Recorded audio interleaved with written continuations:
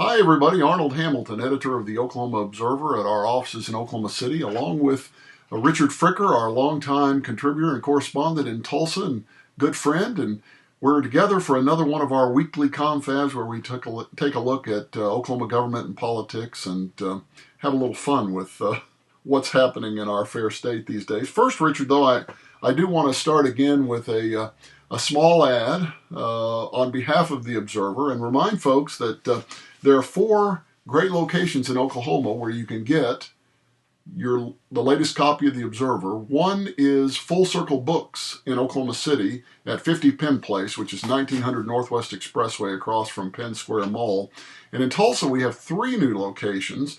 The Oklahoma Jazz Hall of Fame at 111 East 1st Street, the Circle Cinema at 10 South Lewis, and the Coffee House on Cherry Street at 1502 East 15th Street. And if you happen into Chalks to pick up a copy of the Observer and maybe a cup of coffee, you never know who you might run into there, because there's a notable journalist in T-Town who spends a fair amount of time there holding court and discussing the issues of the day over coffee and in the morning's breakfast. And I don't know, do you have a little mid-afternoon snack when you're there too with your...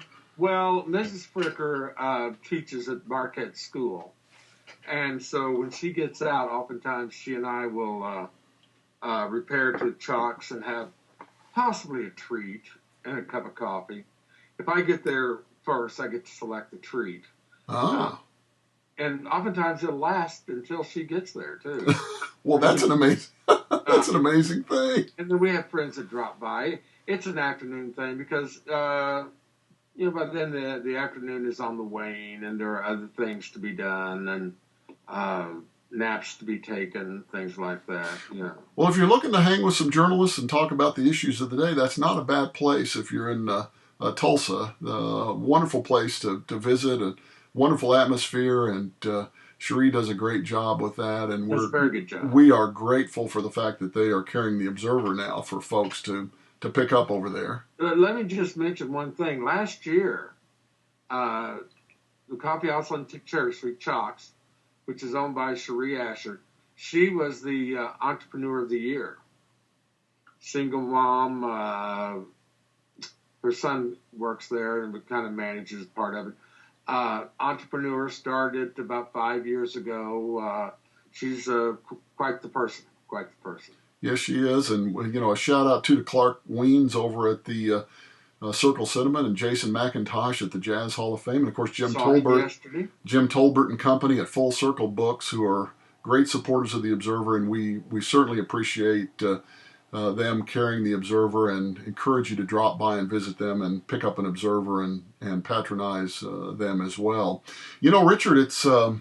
Boy, silly season is in full swing. We're hardly into the new year, and thanks to Senator Tom Coburn, Oklahoma politics have been tossed on their ear. And T.W. Shannon, the House Speaker today, announced he is getting in the race. He had an announcement tour that kicked off in Tulsa early this morning. I caught his act at the Oklahoma Sports Hall of Fame in Oklahoma City today. He's on his way to Lawton for another sit down, and of course, he will be challenged in the primary, or will be opposed in the primary by James Lankford, the 5th District Congressman from here in Oklahoma City. And then there's a third sort of a political newcomer, an Oklahoma City businessman who undoubtedly will not be as well financed unless he has deeper pockets than we all know.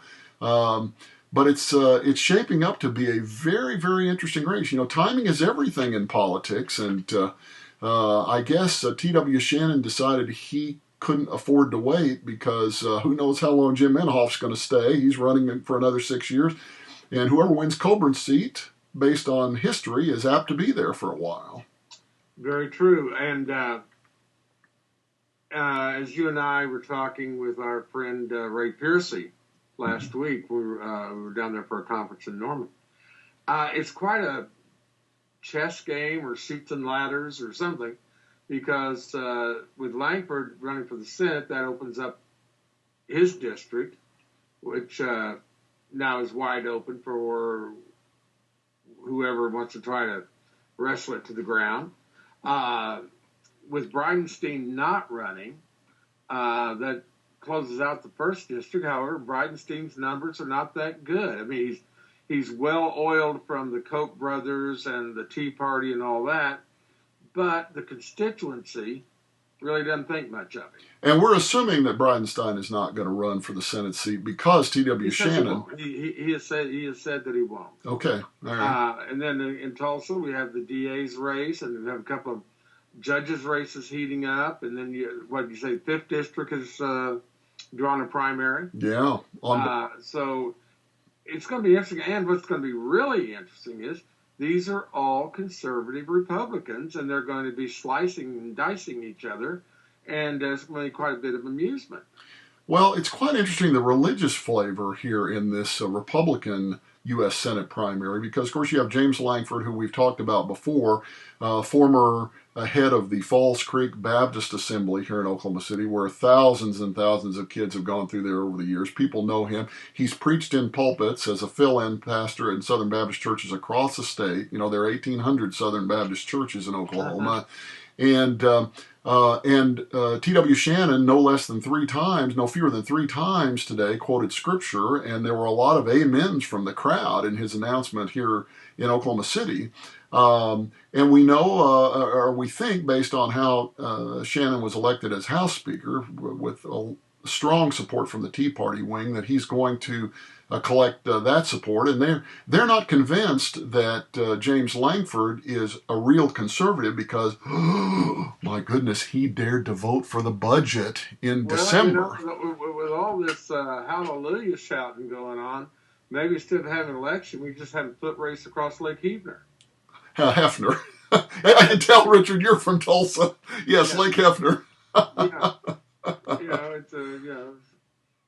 Walking across Lake Keystone, get hit by a sailboat. Yeah. Although there may be a lake down in Hefner, Oklahoma. It's been a while since I've been there, but I don't think so. There is a runestone. Maybe there we could somehow work a runestone reference. Whatever the name of the lake is.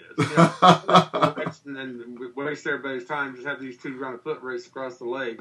They all seem to be so spiritually endowed that that's their main selling point. Well, you know, this is going to be an incredibly expensive race, I'm going to guess, because by Oklahoma standards, boy, there are all kinds of rumors floating about how much money that may have been promised to Shannon in his race, and clearly I don't think Langford is going to be lacking for any money. He can bring a fair amount of money over from his congressional campaign account to help in this case. And, boy on the front row, or sort of, I guess you could say, right alongside T.W. Shannon at the announcement in Oklahoma City today was the Chickasaw governor, Bill Anatubby. So, and of course, Shannon has appeared in ads for the Chickasaw Nation that have gotten him name recognition and name ID and face ID and so forth across the state too. So this is going to be really a titanic battle. It's going to be interesting to see if the Chickasaws continue to run those ads, because that might create kind of a 501c3 conflict if Shannon's running for office and they're running ads for him. Yeah, and I haven't seen one for him for a while. So that, they may. I'm going to guess they're probably going to avoid that issue, I would think. Well, Langford has another advantage in so much as he's been in Washington, and he knows how to raise money the Washington way. And as you and I both know, having worked politics, state politics is one thing, national politics is a whole different game. Well, Shannon, of course, took a shot across, not by name, but took a shot across Langford's bow today when he suggested that, that Oklahomans need to be careful not to send, sort of the stereotypical Washington insiders back to Washington again. So, clearly, and this was that shot at, him voting for the budget, although clearly Langford is anything but a typical Washington insider. Yeah. Well, over here in eastern Oklahoma, we've got Congressman Bobblehead, Bridenstine, whose only thing he's done so far is blame Obama for everything except the great San Francisco earthquake. And Mark Mullen, who hasn't done much either. But they're the one thing that you can count on is that they will vote Tea Party every time, even if their pants are on fire. So if that's what Shannon's looking for, then we've got, we'll have 3 instead of 2. Well, and Shannon was singing from that same hymnal today. Everything is Obama's fault, and so that they're clearly on the same page with these things. And I actually, his quote today was sending the same status quo politicians to Washington. I wanted to correct that it was a status quo politician. So clearly, the fact that you would deign to vote for the budget to try to get the country moving along is considered to be a status quo. Most revered Tom Cole, the Republican whip from Oklahoma, he voted for it. He said we got to get moving here, and but that doesn't set well in the Tea Party end of the Republican Party. Now, but on the flip side, all we're doing is talking Republicans. What the heck's going on with the Democrats here? Nobody has announced, and I think those of us who are sort of pundits and journalists and so forth, we probably spend a lot more time wringing our hands about these things than political insiders do, the people who are really making the decisions. But we know that former State Senator Kenneth Corn has taken his name out of the hat, and he's a guy who I think could run successfully statewide in Oklahoma. He ran, 4 years ago for lieutenant governor and didn't make it, but it was a tough year, 2 years into the Obama presidency, and it was just a wipeout for Democrats in Oklahoma. But he's sort of a mainstream, a more conservative Democrat who can appeal to a broader segment of Oklahoma, but he's taken himself out of the race. It doesn't appear to me that former Attorney General Drew Edmondson's going to get in the race. He's in very successful law practice in Oklahoma City.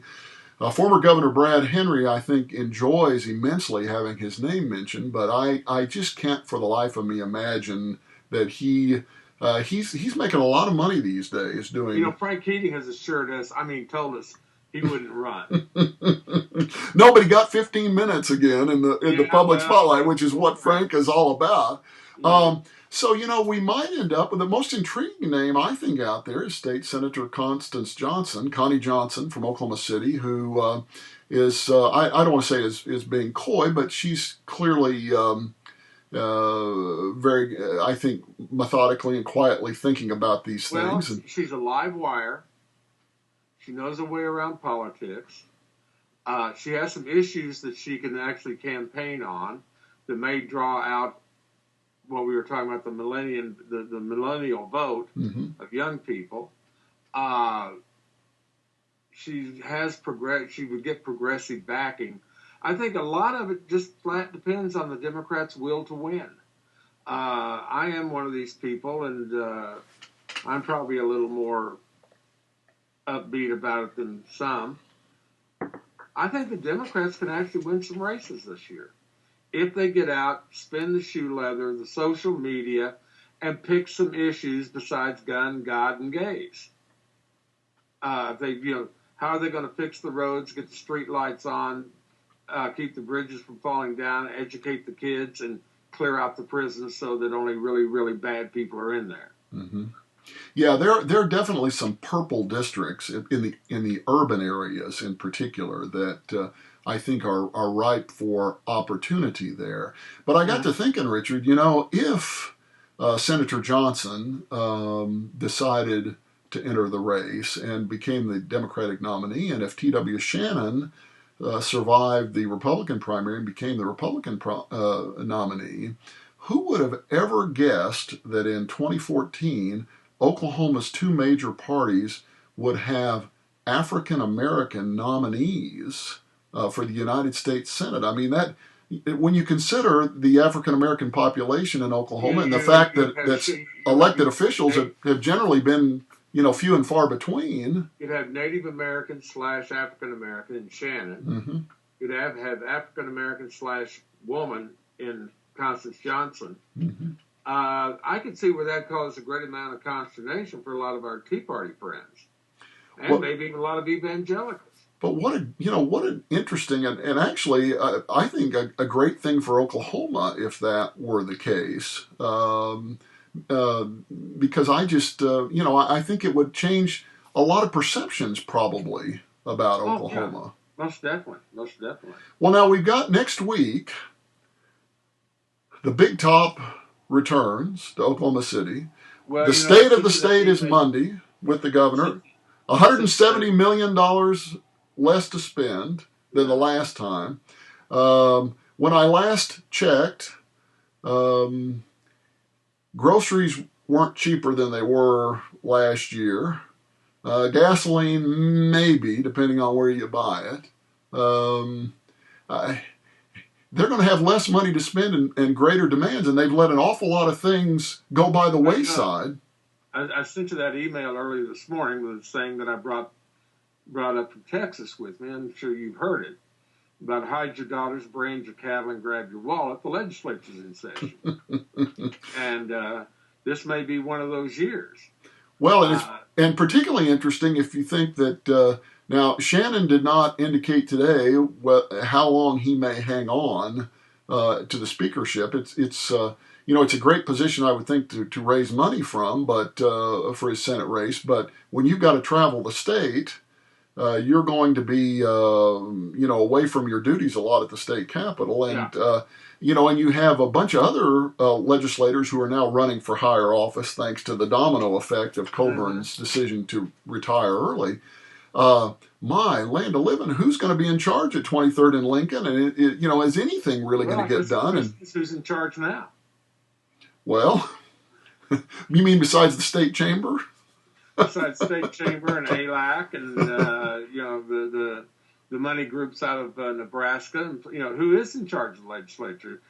We touched on that in the piece that just ran from the Consortium News and in the Observer, that on the marriage ban, that was not homegrown. That came out of the lobby groups on the East Coast. And for a state that prides itself on independence, there's a lot of legislation coming through Oklahoma City that is hammered out, in the back rooms of lobby offices on the East Coast and in Washington, D.C. Well, and fully a third of the members of the legislature are publicly announced members of the American Legislative Exchange Council. Indeed, they are. And they are the laboratory for this. They're the think tank, now, in a sense. One thing I want to inject here is that ALAC, they have within their bylaws, when you sign on, you agree that you will promote their agenda over other interests.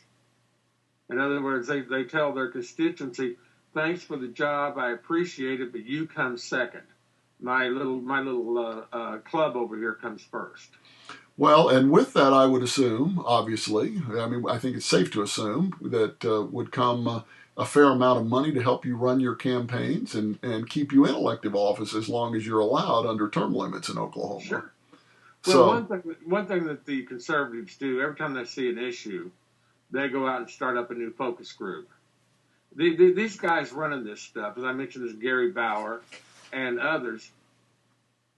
I really question, are they really there for the agenda or are they there for the money?